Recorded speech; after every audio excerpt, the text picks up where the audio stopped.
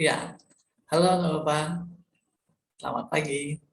Apa kabar kalian? Tentunya kalian dalam keadaan sehat. Nah, kali ini kita akan lanjut pembelajaran kita. Namun sebelumnya, kita berdoa agama dan kepercayaan masing-masing. Berdoa dimulai.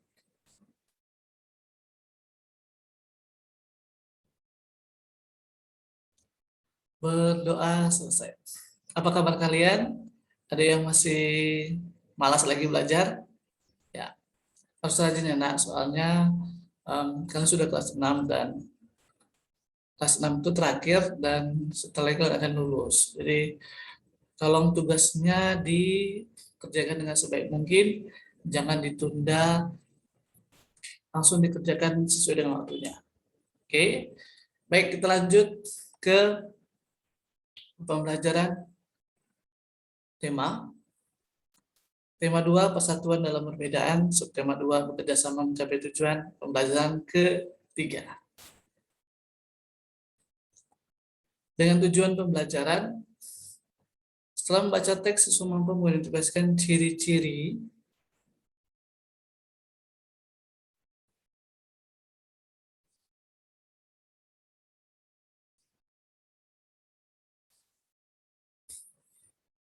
ciri-ciri kata efektif pada teks tentang semangat persatuan di masa persiapan kemerdekaan Indonesia. Setelah membaca teks, siswa mampu menulis peristiwa penting tentang semangat persatuan dan kesatuan dalam bentuk peta pikiran. Berdasarkan teks sejarah menggunakan aspek apa, di mana, kapan, siapa, mengapa, dan bagaimana dengan menggunakan kalimat efektif. Kemudian, setelah melakukan pengamatan dan membaca teks, siswa mampu mengidentifikasi cara hewan menyesuaikan diri dengan lingkungannya. Kemudian, setelah melakukan pengamatan dan membaca teks, siswa mampu melaporkan cara hewan menyesuaikan diri dengan lingkungannya secara lisan dan tulisan. Jadi, hari ini kamu akan belajar dua materi. Yang pertama adalah ciri-ciri kalimat efektif. Kemudian yang kedua adalah adaptasi hewan. Oke, kita lanjut.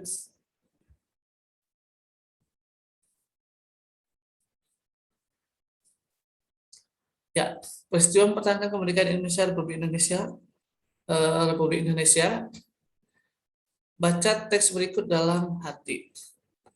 Ada pertempuran Ambarawa. Bapak akan bacakan untuk kita.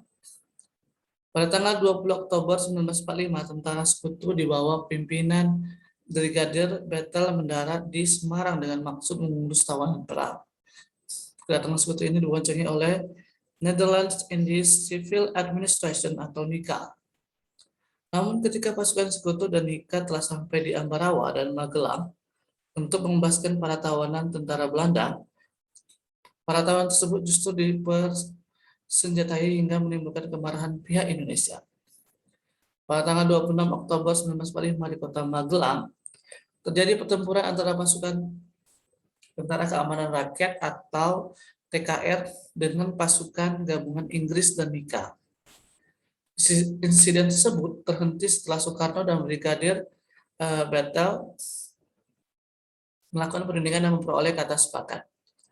Namun ternyata pihak sekutu mengingkari janji. Pada tanggal 12 Desember 1945, pertempuran berkobar di Ambarawa.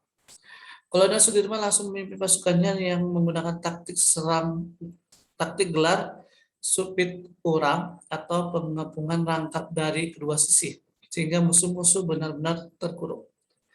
Setelah bertempur selama 4 hari pada tanggal 15 Desember 1945, pertempuran berakhir, Indonesia berhasil merebut Ambarawa dan sekutu dibuat mundur. Kemenangan ini diperoleh berkat kerjasama dari seluruh rakyat di Ambarawa. Kemenangan pertemuan ini kini diabadikan dengan didirikannya Monumen Palagan Ambarawa dan diperingati sebagai Hari Jadi TNI Angkatan Darat atau Hari Juang Kartini.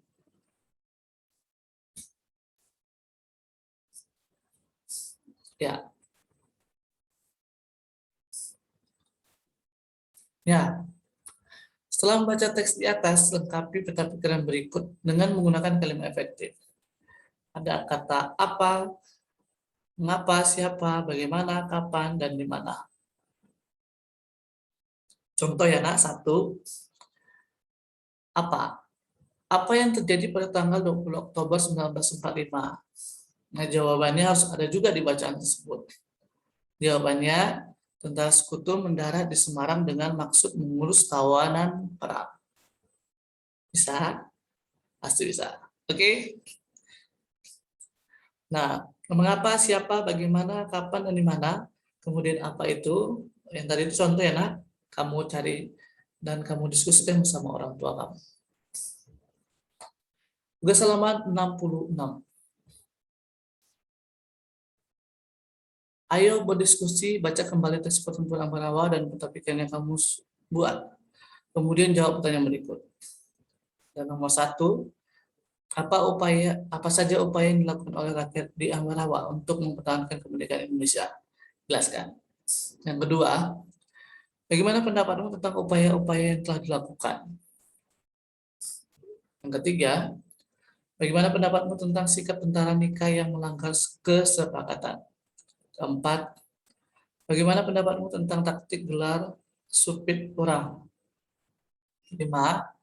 Sikap apa yang dapat kamu pelajari dari para pahlawan yang berjuang di Ambarawa? Yang keenam, bagaimana kamu dapat menerapkan sikap-sikap tersebut dalam kehidupan sehari-hari? Berikan contoh. Tugas halaman 67 dan 68. Lanjut ke adaptasi hewan.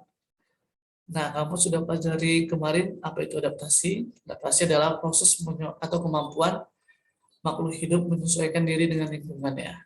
Ya. Nah, ada yang pertama adalah kamuflase.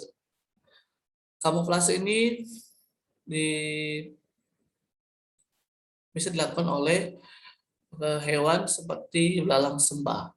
Hewan ini menyesuaikan diri dengan kondisi tempat yang sesuai dengan tubuhnya. Misalnya ini ya, belalang daun dan belalang sembah. Belalang sering hinggap pada daun untuk menyesuaikan warna dan bentuk tubuhnya. Selain belalang sembah, apalagi? Tadi ya, ada mimikri.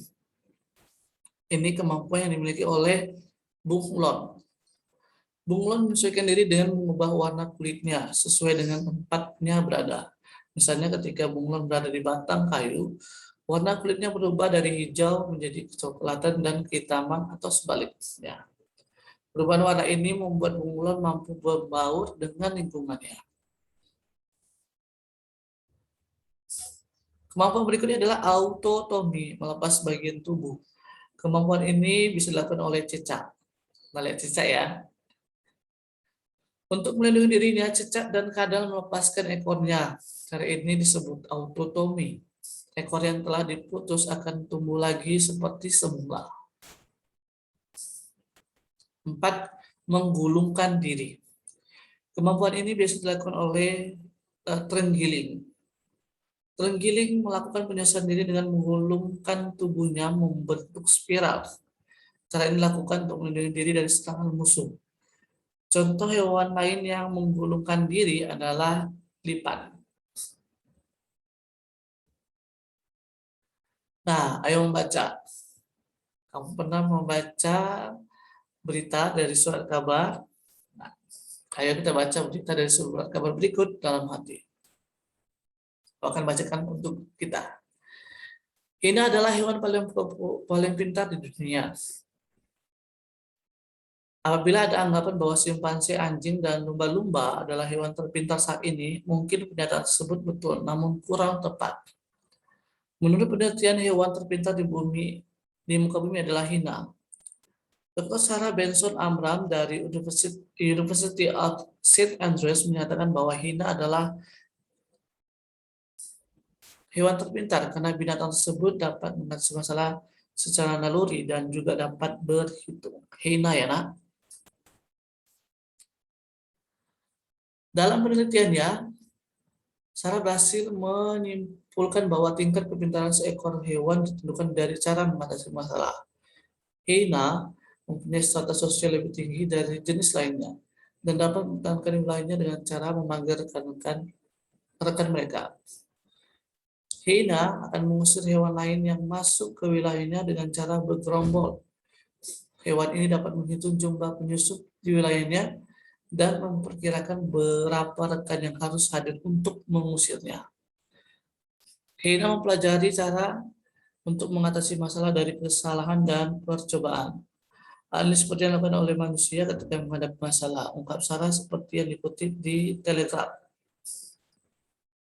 Dia juga menjelaskan bahwa walaupun banyak hewan lain yang melakukan metode seperti yang dilakukan hyena, namun hewan ini lebih cepat dapat melakukannya. Hyena lebih kreatif dari hewan lainnya. Lanjut Sarah. Mungkin di kemudian hari, karena dikatakan lebih pintar, maka NASA dapat menggunakan hyena sebagai penelitian di luar angkasa. Selain ini, NASA hanya menggunakan simpasi dan beberapa hewan kecil lainnya untuk hal tersebut. Sumber merdeka.com. Nah, ini tugas kamu. Jawablah pertanyaan yang sesuai dengan bacaan tadi Bapak bacakan. Bagaimana cara hyena mempertahankan diri dan wilayahnya? Apa perbedaan hyena dengan hewan lain dalam mengatasi masalah? Tulis kesimpulanmu tentang bacaan tersebut. Tugas halaman 70 dan 71. Nah, sekarang tugas berikutnya, ayo cari tahu tentang hewan berikut menyesuaikan dirinya. Ada cumi-cumi, siput, walang sangit atau segit. Nah, tulis kesimpulanmu tentang cara hewan beradaptasi pada yang berikut. Nanti kan kamu tambahkan juga ada hewan-hewan, ada kucing, beruang, dan kelinci. Oke, jadi ada 6 ya nak hewannya. Tugas halaman 73. Diskusikanlah bersama orang tuamu. Nah, refleksi, ayo renungkan apa yang kamu pelajari dari kegiatan hari ini, apa yang sudah kamu pelajari dengan baik, apa yang belum kamu pahami, apa yang akan kamu lakukan agar lebih paham, sikap apa yang dapat kamu terapkan dalam kehidupan sehari-hari. Sampai jumpa pada video berikutnya. Jangan lupa like, komen, dan subscribe, dan share juga agar Bapak lebih kreatif lagi membuat video pembelajaran.